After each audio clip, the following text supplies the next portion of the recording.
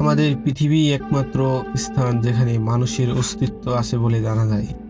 বর্তমান পরিস্থিতিতে দৃশ্যমান মহাবিশ্বের মনে হচ্ছে আমরাই একমাত্র সত্য, যা এক অর্থ বহন করে তুলতে সক্ষম।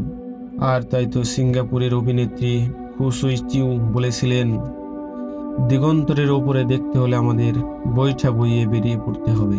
পরিস্থিতি তীর ছেড়ে অজানার পথে পাড়ি দিতে হবে। আলো ও গ্যাসের ভৌতিক বলয়ের মধ্যে ছায়াপথ ও গ্যালাক্সির কেন্দ্রে লুকিয়ে আছে অতি বৃহত্তম ব্ল্যাক হোল স্যাজিটেরিয়াস নামক নক্ষত্রপুঞ্জ।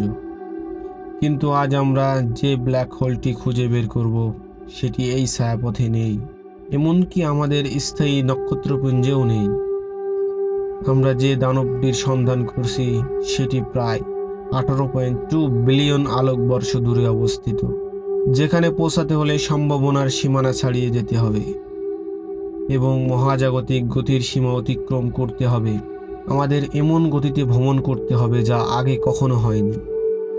ছায়াপথের নক্ষত্রপুঞ্জকে পেছনে ফেলে আমরা প্রবেশ করব এক অন্ধকারময় শূন্যতায় ছায়াপথীয় মহাকাশে।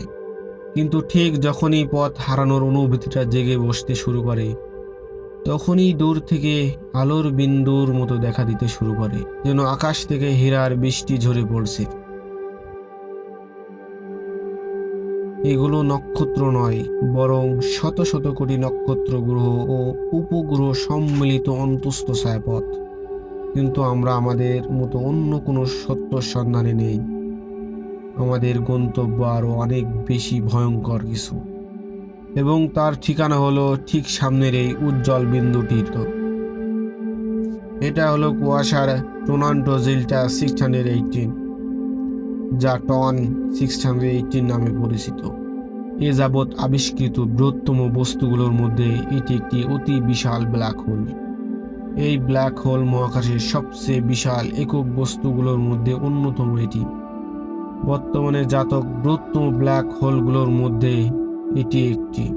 এর ভর সূর্যের ভরের প্রায় 40 মিলিয়ন, কিন্তু কিছু পুরনো হিসাব অনুযায়ী এটি সূর্যের ভরের প্রায় 66 মিলিয়ন গুণ।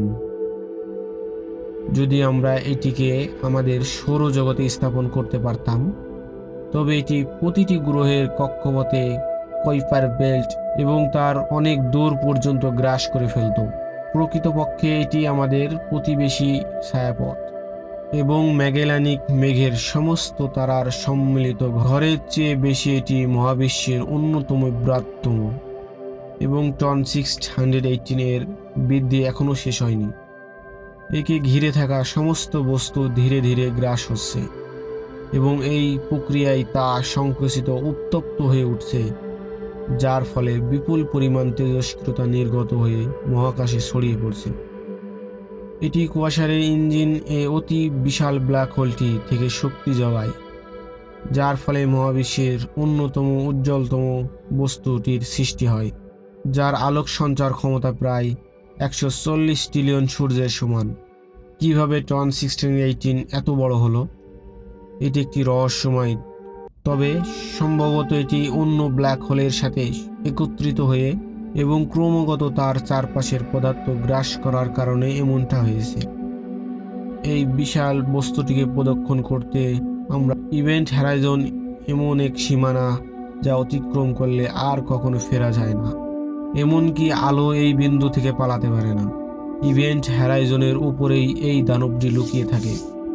ব্ল্যাক হোলের অভ্যন্তরীণ অঞ্চল, কুয়াশার এই বিশৃঙ্খল কেন্দ্র যাকে বলা হয় সিঙ্গুলারিটি, মহাকাশের সেই একক বিন্দু যেখানে ব্ল্যাক হোলের ভর কেন্দ্রভূত থাকে, যেখানে সময়, স্থান, সম্পর্কিতা এবং সমস্ত ধারণা সম্পূর্ণরূপে ভেঙে পড়ে। এখন আমরা আমাদের যাত্রার শেষ প্রান্তে এসে পৌঁছেছি। এই ইভেন্ট হ্যারাইজন অতিক্রমকারীর সমস্ত বস্তুর মতোই আমাদের অনুসরণ করতে হবে। এখন আর ফেরার কোনো উপায় নেই। আমরা অনেক দূর চলে এসেছি।